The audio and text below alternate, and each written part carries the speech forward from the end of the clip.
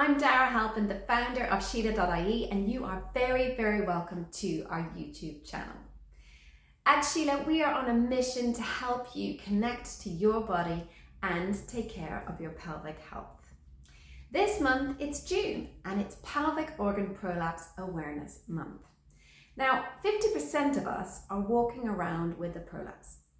And those numbers could be even higher as prolapse is notoriously underreported. So if you have a prolapse or you think you might have a prolapse, there are a couple of things I want you to know. Firstly, you are not alone. Next time you're somewhere busy, at work, coffee shop, or the school run, have a look around you. More than half of those women will experience prolapse. And the second thing I need you to know, there are lots and lots of very simple ways to manage that prolapse and even improve your symptoms. Movement is a non-negotiable. Regular exercise improves your heart, lung, and bone health and reduces your risk of cancer, heart disease, diabetes, and even depression. But if you're worried about a prolapse, exercise can be a little tricky. So, to honor Pelvic Organ Prolapse Awareness Month, we're going to walk you through some tips and tricks that are going to get you exercising regularly and protecting that prolapse. Now, if you've been diagnosed with a prolapse, you might have been told not to lift anything heavy or to take it easy with the exercise. This kind of advice is often really triggering for people and can cause a lot of fear and worry about making things worse. There's two things you need to be aware of here. One, it is entirely possible to exercise effectively with a prolapse. And in fact, prolapse symptoms can improve with regular strengthening exercises. And two, you are the person who is best placed to know what's right for your body, and you must pay attention to the signals that your body is sending. Now, it's also true that some forms of exercise, like impact exercise and very heavy lifting, increase the pressure inside the abdomen. Now, everyone needs to be mindful of protecting their pelvic floor against these increases in pressure, but this is especially true if you have a prolapse.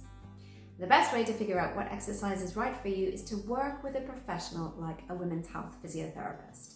They can formulate a plan that works for your unique circumstances. We are all different, and what's right for you will not necessarily be right for the next person. Having said that, there are some general principles that apply to all of us. Our daily activities can either prevent, protect, and support a prolapse, or increase our risk of prolapse. So it makes sense to understand a little bit more about what a prolapse is and what activities affect it.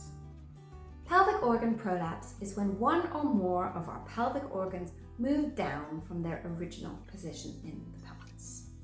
This means that the bladder, the womb, or the rectum are pushing into the walls of the vagina. And this is often described as a feeling of something coming down. And there's not usually any pain associated with this feeling. Women with prolapse talk about a heaviness or a dragging feeling, and particularly that gets worse throughout the day. Some even describe it feeling like a tennis ball in the vagina, but it feels different for everybody. Incontinence and constipation often go hand in hand with a prolapse. And there are 4 different grades, from a minor slippage from the original position to tissue actually coming out of the vagina or even the anus. Our pelvic organs are held in place with ligaments and connective tissue from above and to the sides, and by the pelvic floor muscles from below. Changes in abdominal pressure, like when we cough, laugh, or jump, and the effects of gravity can have a big impact on how you feel your prolapse symptoms. So it's worth bearing in mind these things when you're exercising. Exercise is a non-negotiable. It's vital for your physical and your mental health, and as I said before, it reduces your risk of cancer, diabetes, heart disease, and depression. A prolapse isn't a good reason to be missing out on these benefits. In one study, 2/3 of women who identified prolapse and urinary incontinence as barriers to exercise stopped exercising entirely. But these women are entitled to all the benefits that exercise has to offer, and although they might need to modify their activities to protect their prolapse, a healthy and enjoyable exercise routine is definitely within their reach. Now, the following tips might just help you build your own prolapse-friendly exercise routine. Number 1, leave the morning coffee until after you exercise.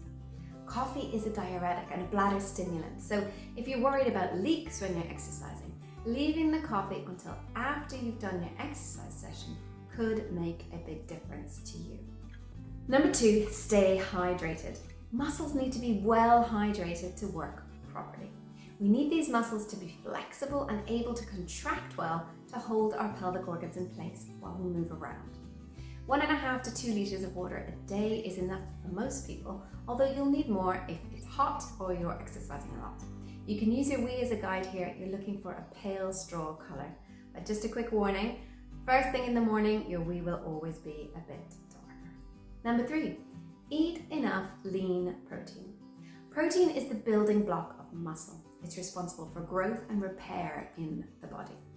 Try to include a portion of lean protein with every meal. Lean protein sources are things like fish, chicken, tofu, pulses, nuts and seeds, and natural yogurt. A portion is roughly the size of your palm. Number 4, pace yourself throughout the day. If you exercise in the morning, you'll be exercising before the muscles tire. As we stand and sit and move around throughout the day, our pelvic floor muscles are bearing the weight of our organs above them. As they tire, they're less able to squeeze effectively, and you might be more aware of your symptoms. These muscles rest when we lie down. Taking regular 10-minute lying down breaks whenever you feel you need to during the day can make a big difference. You could take a phone call, do some pelvic floor stretches, do a meditation, or just relax with the TV on. Number 5, find your pelvic floor support. Now, there are 3 different ways you can support your pelvic floor. Number 1, do your pelvic floor exercises, and I'm not just talking about Kegels. If you want to learn how to do effective pelvic floor exercises, you could check out our online course, The Pelvic Floor Connection, where you'll learn how to do an effective pelvic floor squeeze and how to incorporate that into a more global, repeatable exercise routine. I'll pop the link for that below this video. Number 2, find some internal support. Some GPs, women's health physiotherapists, and gynecologists can fit pessaries. These are small silicone or PVC devices that are fitted inside the vagina and act like scaffolding to provide structural support for our pelvic organs.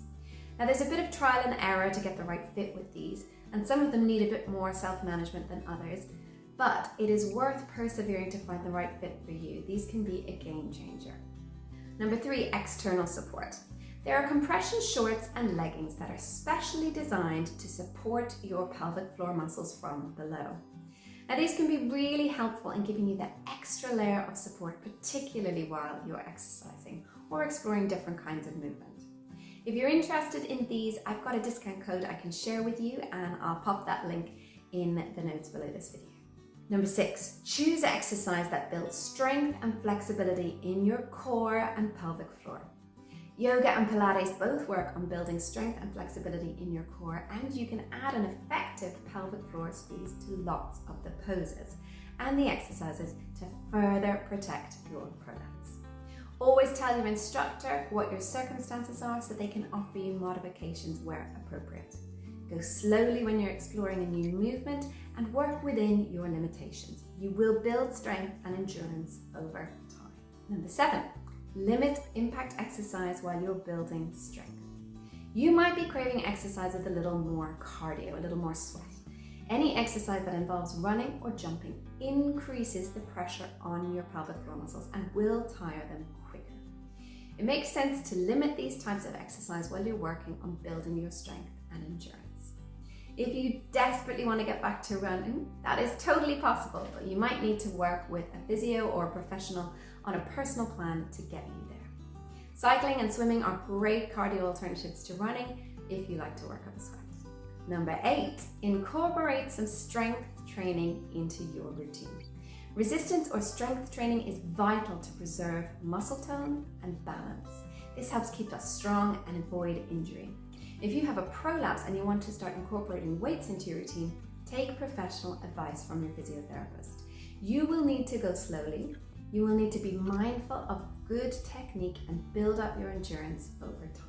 That's it for this week. Thank you so much for joining us. It is never too late to start taking care of your pelvic health. It is always possible to improve quality of life. If you found this video helpful, please do share it with anyone you think could benefit from it. Thanks so much for watching.